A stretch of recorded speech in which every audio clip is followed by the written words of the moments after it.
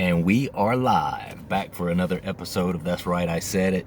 If you've watched a few of my videos by now and you just appreciate a guy, no edits, no transitions, just a guy being real about addiction and things surrounding addiction, then hit that subscribe button. Don't be the person that takes the candy from the jar up by the cash register and then when no one's looking, you stick it in your pocket and walk out of the store. This is a free service. I don't ask anything except that you just hit that subscribe button. It takes you 2 seconds. You don't ever have to worry about it again. And it really helps me with this channel in terms of the analytics. Why do I do this channel? Why do I talk about this stuff? I think one of the reasons is because there's a stereotype about addiction. In this country specifically, I can't speak too much around other countries, but I'm a guy who is generally a respected individual. When someone sees me out in public or at my workplace, or if I'm at the grocery store, or if I go to church, or just anywhere, I'm generally a respected individual. To the point where many people would be utterly shocked to learn that my life, in fact, my whole life, has been riddled with abuse to substances, and not just to substances, but addictions to other things. You know, if you're addicted to one thing and then that thing is taken away from you, that addictive behavior still persists, right? If you're addicted to crack cocaine, which I'm not addicted to crack cocaine, let me just say that right out of the gate, or I'll open up a can of worms with that. But if one is addicted to crack cocaine and you take that crack cocaine away from that person, you take away that substance that they are abusing, but you do not take away that addictive behavior that is causing them to abuse in the first place. You understand?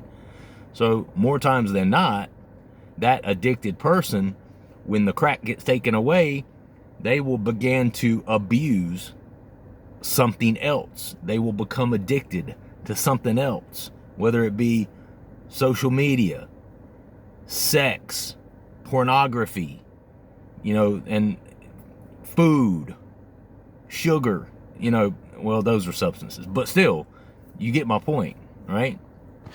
And I've talked a little bit about that on here, and later on down the road, I'll discuss a little more about porn. And there were periods of my life where, when I was trying to come off of said substance, it was almost like a light switch gets turned on. Come off the substance, start watching porn.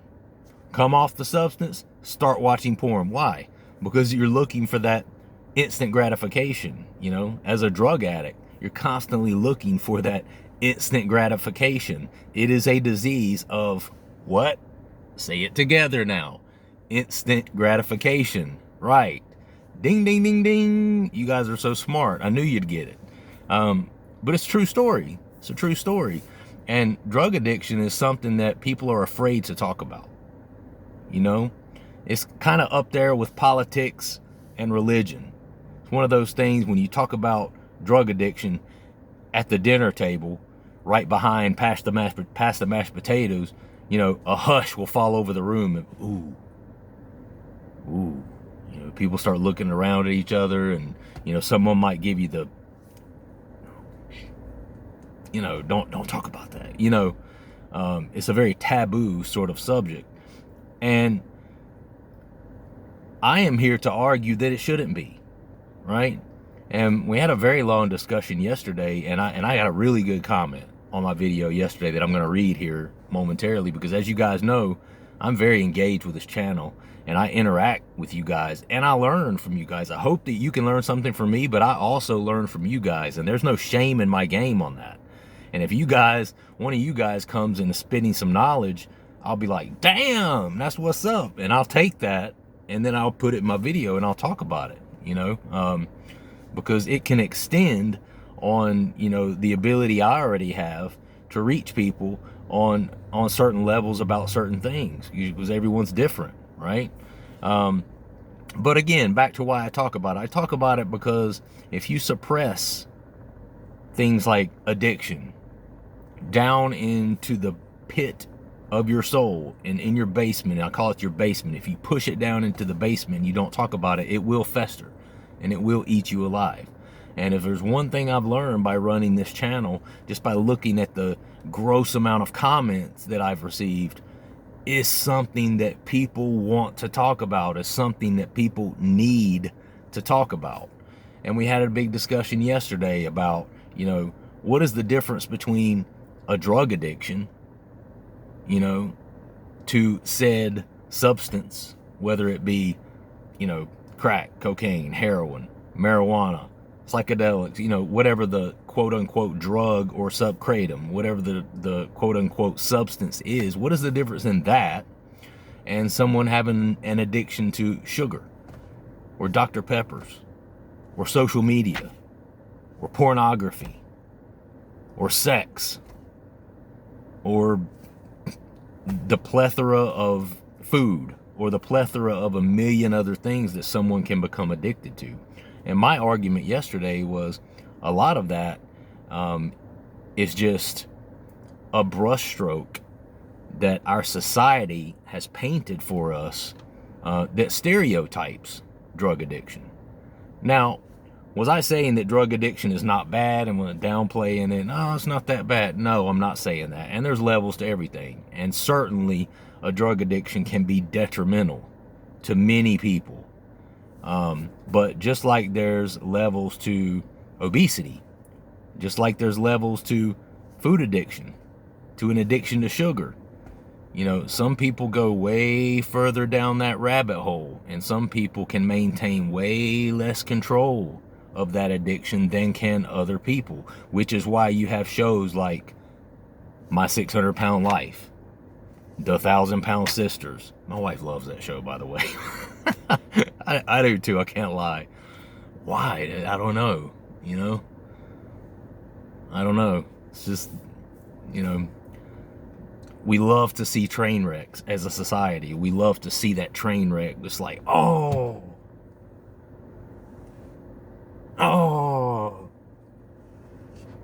But we, but we have to see it. You know, I don't know. But I feel like if I can come out and talk about these things and people can see me and say, wow, you know, look at this guy, you know, he's a professional, you know, nice looking guy, you know, well, humble too, man. No, but seriously, you know, he's fit. This guy doesn't look the bill. He doesn't seem to fit the part of a drug addict, you know? And the way I'm respected out in society and out in public, same thing. You know, nobody would ever think it. Not in a million years. No one would ever think it, that I have struggled the way I have with substance abuse. And so I'm here to break that stereotype that has infiltrated our country, that you can spot a drug addict. Oh, he's a drug addict for sure. Oh, she definitely. I mean, just look at her. Look at her. She's definitely a drug addict, you know, because that is not always the case. And if you can talk about these things, there is freedom in talking about these things. There's freedom in divulging these things. And these sort of things that we don't talk about, they sit inside of us and they fester and they begin to rot us on the inside, and they eat away at our confidence and our self-respect. You can gain those things back by simply getting it off of your chest and talking about it. And that's why I created this channel, because I started seeing that these are things that people just really want to talk about, and that people will talk about if I take the lead, you know? So I've shared things on here that a lot of people would just consider highly embarrassing, highly humiliating, and people would just feel extremely guilty and shameful about, including stealing medications from people to fuel my substance abuse and to fuel my drug rage, right? Talk about all those things on here. So if you can appreciate that, subscribe to the channel. All right, so, and I also wanted to mention, you know, too, that by doing this, I'm hoping that it empowers other people to realize that the drug addiction, the substance abuse, it's not who you are. It's something that you do. Just like the person who has an addiction to food and is 80 pounds overweight, or the person who, I described a person yesterday that drinks 5 Dr. Peppers per day. Come on, man. You've got an addiction to sugar. And this very person has confided in me that if they don't drink their Dr. Peppers throughout the day, they get headaches. I'm like, duh. You drink 5 of them. Like, you're clearly addicted to the Dr. Peppers, but when you say that, people, I like Coca-Cola myself, that's the kind of response you get. Not the type of response you would get if you said someone was a crack addict. Oh, that dude's a crack addict. Oh, God, man, that's terrible. I'll pray for that guy, Tell someone that person's addicted to Dr. Pepper, or that person's addicted to processed foods, like, yeah, that man can eat, You get a completely different response. Part of that is sensationalism in movies, and how it's created this stigma around drug addiction, and how it's just so terrible, so terrible. And it can be, just like some people are a little overweight, and then you have the 1,000-pound sisters, Some people take a little bit of drugs, and then you got the guy that dies on the street from a heroin overdose. There's a gamut, and what this channel is all about. If you're not a person that can control that substance, there is a reality. If you can't control that substance and be good with your use, you got to let it go. You got to let it go. But am I going to judge you and point fingers at you and say, oh, you're an asshole, you should let that go, you're a selfish prick? No, because that's not my place, and it is everyone's personal responsibility to themselves and the ones that they love to find where that happy place and that happy relationship with X substance is. That's not for me to decide for you. I can't decide that for you. Only you can decide that. And you're the one that has to wake up with yourself. You're the one that has to look at yourself in the mirror every day, and you're the one that has to go to sleep with yourself. So who am I to come in here and tell you, well, the way you're doing that's wrong, that's too much, you should do this or you should do that like I do that? No, you're not me. One size does not fit all. And I think that's kind of what this channel's all about. So I want to give a real quick, I had another troll pop up, and I know you guys wonder, like, why do you keep talking about the trolls, dude? I'm sorry. It's just I love to outsmart people, and it's one of those things where if you're gonna come on my channel and be a troll and say something just hateful and hurtful to someone, you better be on your fucking game, because I'm coming after you, and you'll see what I'm talking about. So I have one yesterday. Here's what the comment said, and the reason I'm reading this comment is because more times than not, if I have a troll pop up and I say something back and put them in their place, I never hear anything from them again. It's like they just dropped off the face of the earth. And this person actually responded to my comment, so I thought it was rather funny. So and this was a video that I did, maybe a couple weeks ago or whatever. And here's what the troll said: "Your babbling is a waste of time, brother." That's what the that's what the comment said. So I want to break this down for you. It says, your babbling is a waste of time, except your is, the way they typed it is you are. Y-O-U''RE. So, that's a contraction, and I'm a Nazi about correct grammar. So basically what they're saying is, you are babbling is a waste of time. It makes no fucking sense, dude. It makes no fucking sense. So my response to this was, your, Y-O-U-R, babbling is, not you are babbling is. Before attempting to insult a person you don't know, I suggest you learn the correct use of your and you are. Just a suggestion. Not to mention, it makes you sound unintelligent. Oh wait, most trolls are, which is why they spend their time trying to tear down others as opposed to creating their own content. Also, what do you care how I spend my time? Have a nice life, brother. I thought it was pretty freaking good.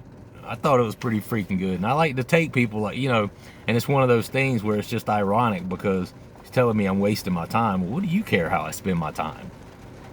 And I've already said that I started this channel, as a play to help myself to get off of MITs and just help myself to let go of some of the, shame and guilt and stuff that I felt from my past in my current drug addiction, because I did some people wrong, man, including my own family, and this was my way to divulge of those things and unpack all of those things so that I could kind of move on in my own life. So don't fucking tell me it's a waste of time. This started out as a play for me, and it just so happens that a lot of people have decided to come along for the ride. They've seen it and they've been like, wow, this is different. A guy just sitting on here talking about all the dumb, crazy, selfish shit that he's done as a drug addict, And I've had people tell me, it's easy to listen to. I like listening to it. It reminds me of things that I've done, and it's refreshing. And I've had all these comments, and now up to right at 150 subscribers. So, when that guy said that to me, I was like, it's your opinion, dude. You don't have to subscribe or listen. Perfectly fine with me. But I just enjoy putting people in their place like that because there's usually an aura about those people that they're just unintelligent, just hateful people. And so I enjoy putting them in their place. But let me read you the response. So I was expecting to never hear from this guy again, especially after I grammatically corrected him. And I get a response back this morning that says, "You are correct, sir. My bad on the misspelling. I'm usually a stickler for that kind of thing." That's all he said. Nothing else hateful. Nothing else, anything else out of the line. So that's how you know when you beat a troll. When they respond back and they're not even being hateful anymore. I think it was one of those things where he was like, damn, I'm whipped. So, but hey, dude, respond, come back, subscribe to the channel. I'm not going to keep beating you up about it. My response to that, when he said, "You are correct, sir. My bad on the misspelling. I'm usually a stickler for that type of thing." My response was, "Mistakes do happen, sir. No worries." Kill them with kindness, man. It's no hard feelings. You can come back. You're still a human just like the rest of us. All of us have feelings. All of us are just trying out here in the world, trying to do the best that we can for ourselves and our families, and no harm, no foul, man. I'm not going to... If you come back and continue commenting like a respectful person, I'll never mention it again. I'll never mention that troll ass comment that you made in the very beginning. I won't, I promise. So anyway, I just had to kind of put that out there. All right, so I got a comment this morning. Every once in a while I'll get a comment where I'm just like, wow, that's a good one. This person was strumming my pain with his fingers, at the expense of quoting a Fugees song back in the day. It wasn't them originally, I don't think, that did that. Strumming my pain with his fingers. That song.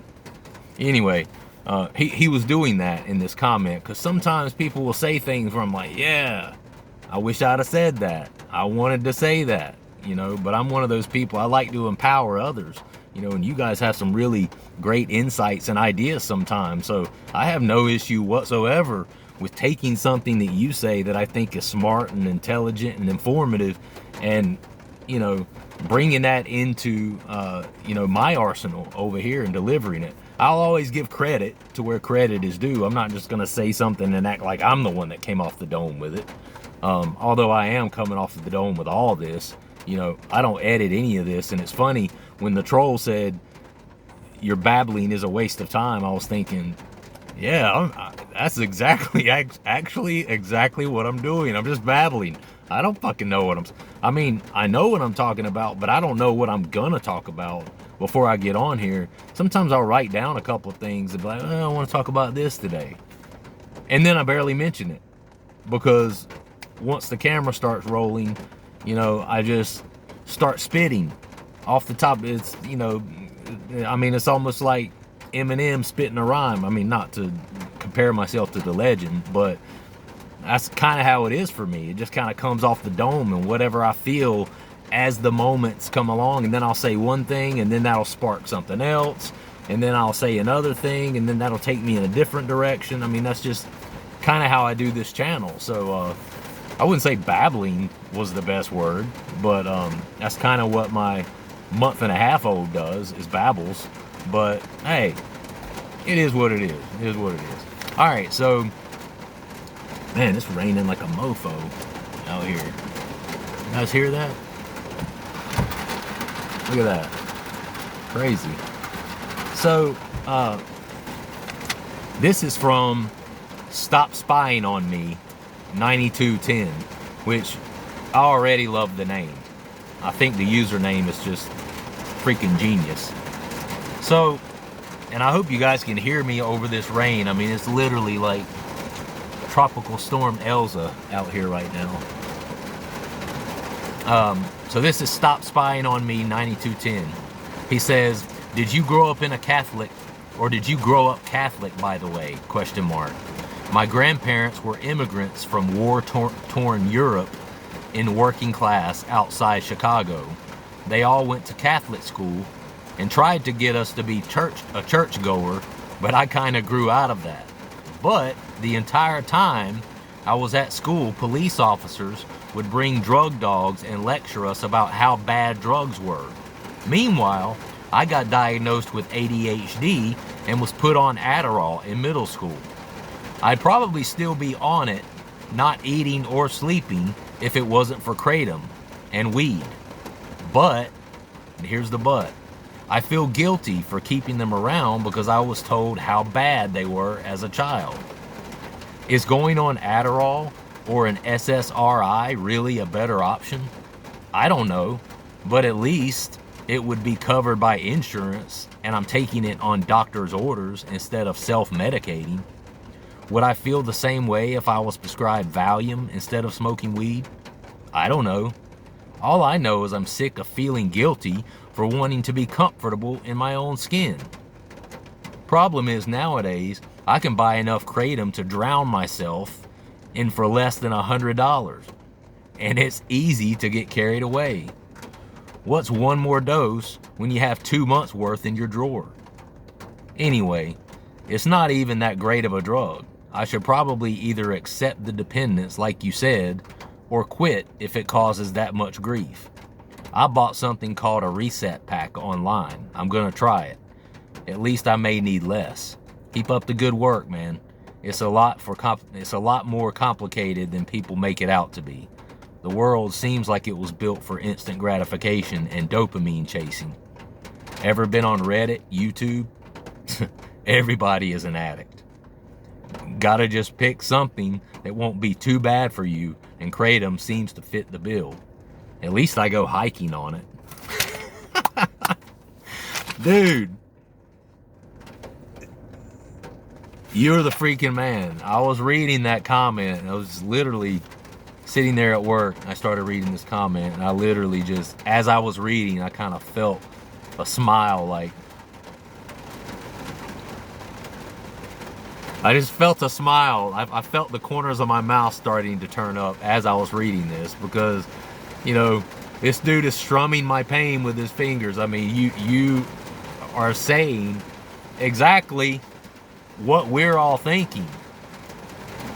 I mean,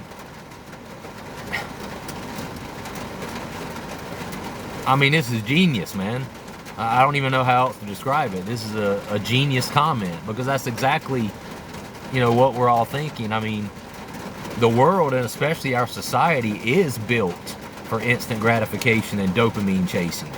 And the world, everyone finds a way to chase that, you know, and whether it's with food, sugar, sodas, you know, social media, pornography, all of these things are forms of instant gratification, right? And but it's the people who try a substance that can be labeled as a drug. It's those people who catch the flack for being in the wrong. What the fuck business is it of anyone of what I put in my body and what I use to get myself from point A to point B, or what I use to live what I deem to be a healthy, happy life? What the fuck do you care, right?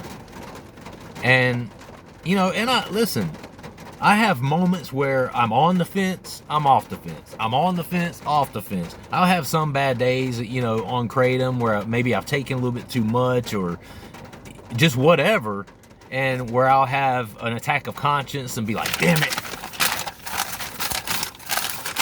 I need to quit this shit, you know, and I'll have those moments. But then I also have moments when everything's good, and you know, I'm happy and everything's great, and I know it seems to be based on circumstances, on what my current circumstances are. But then I have moments where I'm like, bro, I'm right where I need to be, because you know, I was struggling with certain levels of depression and anxiety and stuff like that when I was just a young chap, and I'm talking about under 10 years old, before I ever touched any substance to alter that particular set of emotions, you know. And so I've never went and gotten professional help from it. You know, my parents never took me. We're all just kind of like rambling our way through doing the best we can, you know. And what's wrong with using some substance that you deem to be helping you live your best life? You know, and I've talked about this multiple times.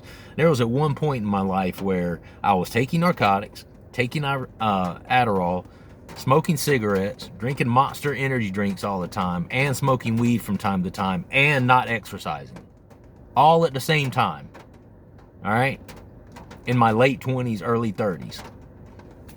And I'm completely different than that now. I don't take Adderall anymore. I don't smoke the weed. I don't drink. I exercise regularly. I eat super healthy at this point in my life. I drink tons of water. You know, the only thing I do is use a moderate amount of Kratom each day to kind of give me some energy and to kind of lighten my mood throughout the day. That's what I do. And now, have I at times gone a little bit overboard with it? Yeah, I have. You know, I have. But I've also gone overboard with food before and gorged myself to where my stomach freaking hurt. My mom's 75 years old and she still does that shit. My wife's a really good cook, okay? And when my mom will come over to the house, my wife is one of those, she's just an amazing host, you know. And when people come over, she's made this little fruit tray and this charcuterie board, as it's called. First time I ever heard of a charcuterie board is when I married my wife. And she'll have this big spread of like these different cheeses, and she'll even have it laid out in a really, really cool, aesthetically pleasing sort of way. And when my mom comes over, she's just like, she never gets that sort of treatment, right? And so 9 times out of 10, she'll leave my house and she'll just be openly just completely uncomfortable from how much food she's eating, because my wife just keeps giving her different things. Try some of this, and there's just this plethora of varieties of different types of foods there that my mom loves, and she'll just overeat. I do that sometimes. I see people do that sometimes. So have I gone overboard at times with drugs or substances? Absolutely. But you know, also that aspect of my substance use changes as I change, as I mature, as I grow, you know. And there's certain schools of thought on substance abuse, especially in the 12-step program school of thought. Now listen, don't get me wrong, there's a place for that. And I have known people throughout my life I was friends with a guy when I was in my 20s, and God rest his soul, he actually has passed on now, and he died in a car accident, but he was a friend of mine in my 20s. And that guy was one of those guys that I always thought to myself, like, dude, you just need to completely not do any drug whatsoever, ever. He was one of those people that you just can't do drugs. Absolutely not. Because he did not, there was, I mean, when it comes to being responsible about using substances, there was none of that. He did not have a responsible bone in his body when it came to moderating himself with using a substance. And he also didn't have a filter about what he would try. He would just try anything. You know how you have certain things like, oh, I'll never try that. Fentanyl's been one of those for me. Heroin was one of those for me. Crystal meth, I was like, no, I'll never try that. And I haven't, you know. I'm not throwing off on people that have. A lot of people have, and thank God you made it through it. But he was one of those people that he would just try it all. And then he was, you know, very irresponsible about the way in which he did it too.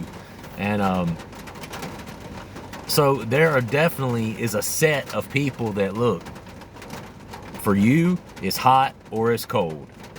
But there are people out there, like myself and like other people that I've known, that, you know yourself better than a doctor knows you. And if you have found something, like whether it be kratom or something else, that you can dose on, and that you in your heart of hearts and in your mind and in your body, you feel comfortable with, I mean, who's to tell you you're wrong? You know, and that's when that borders over into judgment of someone else. I don't like the judgment, man. You know, I don't like the subjectivity. You know, you're not going to subject me to what you think, your opinion of what my life should be. My life is what I say it should be. And if I'm happy, I'm happy. All right, guys, like the video, leave a comment down below. I do engage with the comments. I hope you've seen that by now. Love you guys. Subscribe to the channel. See you next time. All right, peace.